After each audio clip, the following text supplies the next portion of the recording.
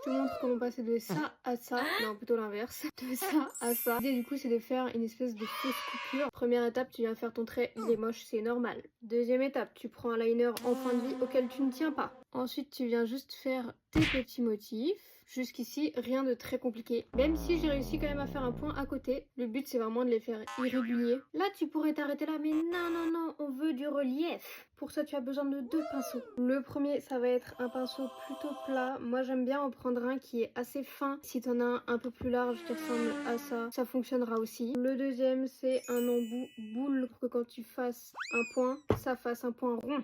Avec ton pinceau plat, tu viens prendre une couleur légèrement plus foncée que ton teint en dessous. Moi, je vais prendre du bleu foncé, mais par exemple, si tu fais sur ta carnation naturelle, tu peux prendre ta teinte de bronzer, par exemple. L'idéal, c'est quand même une teinte plutôt froide, donc peut-être plutôt contouring. Je vais venir faire une ligne en laissant un petit espace. C'est ça ce qui va donner l'effet vraiment relief. Tu peux prendre un pinceau estompeur pour venir flouter les bords, mais attention, ne floute que les bords vers l'extérieur, pas à l'intérieur. Comme ça fait vraiment l'effet...